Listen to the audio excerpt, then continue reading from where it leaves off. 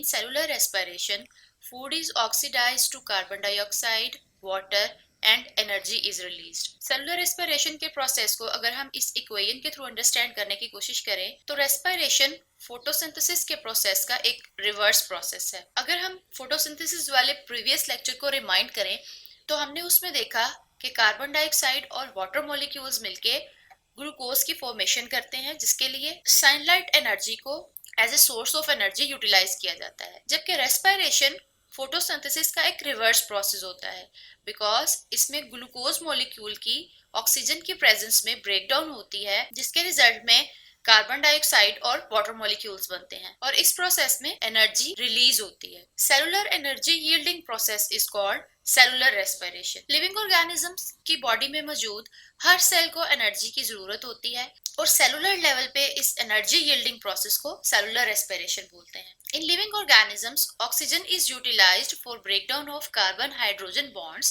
It yields energy which is transformed into ATP. Living organisms में oxygen molecules के through glucose molecule में मौजूद carbon hydrogen के दरमियान बॉन्ड्स को ब्रेक डाउन किया जाता है और उसके रिजल्ट में जो एनर्जी रिलीज होती है उसे एटीपी की फॉर्म में स्टोर कर लिया जाता है। टाइप्स ऑफ सेलुलर रेस्पिरेशन की बात करें तो there are two main types of cellular respiration.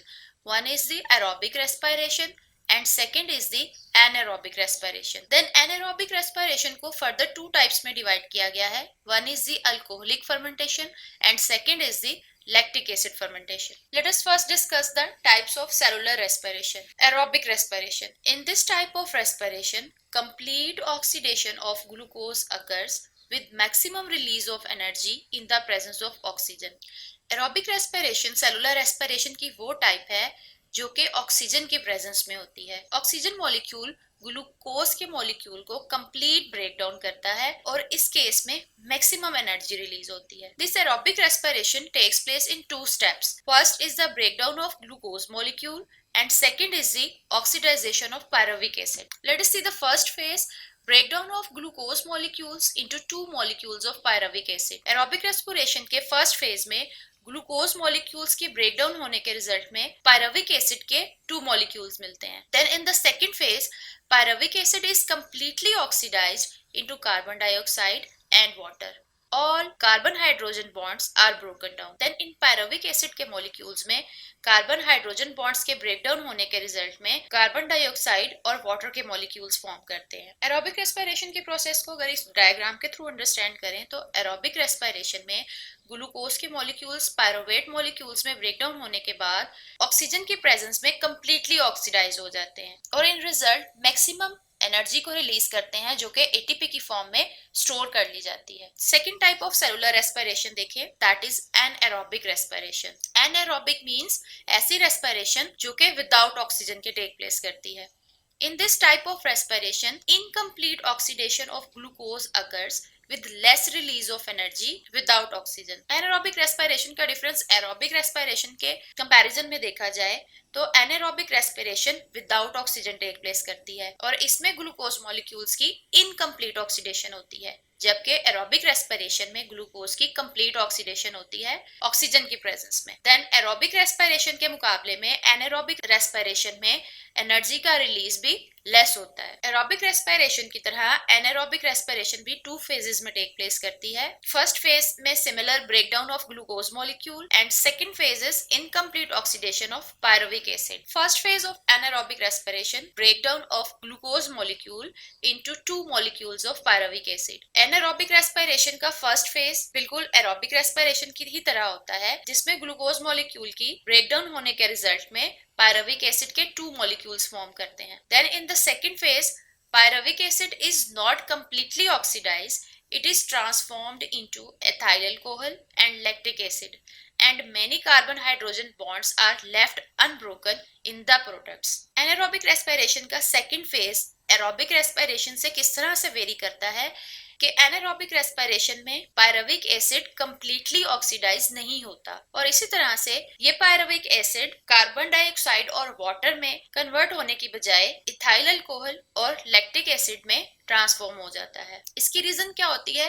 Because pyruvic acid में मौजूद बहुत सारे कार्बन हाइड्रोजन बॉन्ड्स unbroken रह जाते हैं, यानी उनकी complete breakdown नहीं होती because of the less availability of oxygen or absence of oxygen. In this diagram, the second phase of both aerobic and anaerobic respiration can be seen, जिसमें pyruvic acid के molecules aerobic respiration में oxygen की presence में completely oxidise होते हैं inside the mitochondria, जबकि anaerobic respiration में pyruvate के मॉलिक्यूल्स ऑक्सीजन की एब्सेंस में सेल के साइटोप्लाज्म में इनकम्प्लीट ऑक्सीडाइज होकर लैक्टिक एसिड को फॉर्म करते हैं। नेक्स्ट देखते हैं types of anaerobic respiration. Anaerobic respiration को फर्दर टू टाइप्स में डिवाइड किया गया है। One is the alcoholic fermentation and second is the lactic acid fermentation. Alcoholic fermentation. In this type of respiration, pyruvic acid is broken down into alcohol and carbon dioxide. Alcoholic fermentation में pyruvic acid के breakdown होने के result में ethyl alcohol form करती है और साथ में carbon dioxide gas release होती है। Alcoholic fermentation mostly bacteria और yeast में occur करती है। Let us see the second type of anaerobic respiration, that is lactic acid fermentation. In this type of respiration, pyruvic acid is converted into lactic acid. So anaerobic respiration की second type में pyruvic acid molecule breakdown होकर lactic acid को form करते हैं। इस type की fermentation mostly human beings और animals के skeletal muscles में होती है at the time of extreme physical activity like during exercise. Secondly, milk में मौजूद बैक्टीरिया भी एनारोबिकली रेस्पायर कर लैक्टिक एसिड की फॉर्मेशन करते हैं। एनारोबिक रेस्पिरेशन की इन बोथ टाइप्स को इस डायग्राम के थ्रू अंडरस्टैंड करते हैं। ग्लूकोज मॉलिक्यूल जो कि एक 6 कार्बन कंपाउंड होता है, ब्रेकडाउन होने के बाद पायरुविक एसिड के 2 मॉलिक्यूल्स को फॉर्म करता है। पायरुविक एसिड जो कि एक 3 कार्बन कंपाउंड है। देन अगर ये पायरुविक एसिड फर्दर ब्रेकडाउन होने के बाद अल्कोहल को फॉर्म करे तो इसे अल्कोहलिक फर्मेंटेशन बोलते हैं। Well, in second case, अगर ये पायरुविक एसिड के मॉलिक्यूल्स ब्रेकडाउन होने के बाद लैक्टिक एसिड को फॉर्म करें तो इसे लैक्टिक एसिड फर्मेंटेशन बोलते हैं। Oxidation of glucose here means loss of hydrogen atoms from the glucose. As we know, oxidation की डेफिनेशन क्या होती है?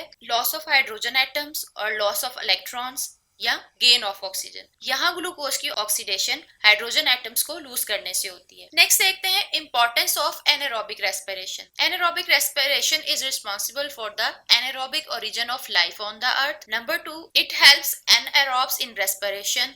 Number 3, it also helps the anaerobic respiration of active tissues.